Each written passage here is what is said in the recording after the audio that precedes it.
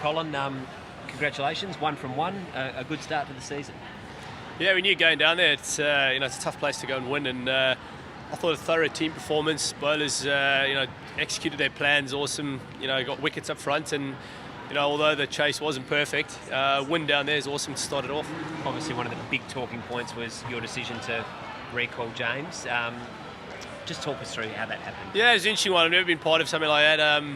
The umpires lost communication, and on the big screen, we could clearly see it was looked in by quite a way.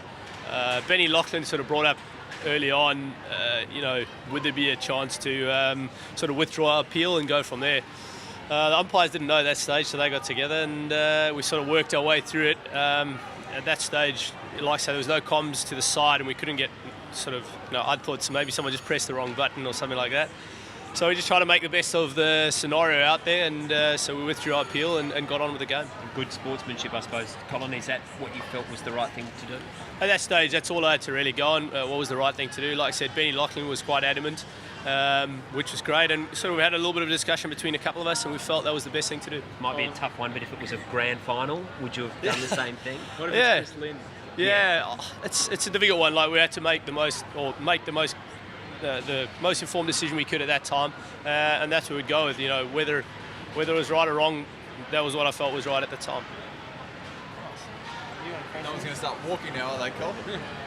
Yeah, it's always a tricky one, and I'm a big one who likes to play within the spirit of the game. I know that's become more and more difficult as you put big money on the line and big competitions and that sort of thing. But cricket's still one of those weird sports where there is that sort of side to it. So if we got it right yesterday, great, and hopefully going forward we can play with that spirit. I think more importantly, we looked within the squad, and we got a great bunch of guys, and we played in the right way last night and got a good win. Bowling first, won the toss, bowled first. Rashid Khan 3 for as well. Did you see anything last night from him that you thought, I didn't see it last year, or did he do anything different?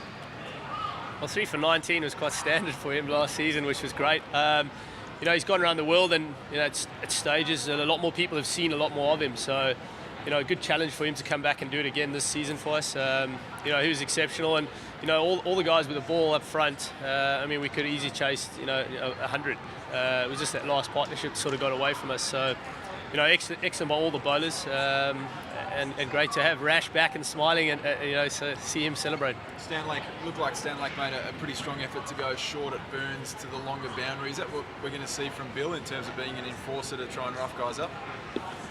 I think Bill's size and his pace, he's quite intimidating, I know, from facing him even in the net. So, he's a strike bowler with that pace. Obviously, there's a risk of balls flying about, but I think he's definitely a strike bowler for us and gets early wickets. So, with that long boundary, it sort of suited him. He could bang in a couple of short balls and hopefully get a few of those early poles, which he did. Colin, you play a lot of cricket around the world. Rashid, is he the best T20 bowler in the world, do you think? Well, certainly stats say so. From facing him in the nets, it's always tricky. I think it's just sort of the pace he bowls, and then he's a really intuitive character. He sort of seems to mind read me at stages, even in the nets. He sort of knows what the batter wants to do and is able to deliver his skills. So it's certainly exciting to have him back and bowling at that sort of skill level again. And Alex Carey just continues to churn out the runs. Yeah, it was great to see him up the order. I know he's been playing for Australia and spending a bit of time down the order, and I think it was a great confidence builder for himself again. Came in and played the way he did last season, confidently, and hit the ball cleanly. So it was an excellent innings from him and sort of set up the win. Seen enough already to suggest you could just go back to back here. You call that after round 1?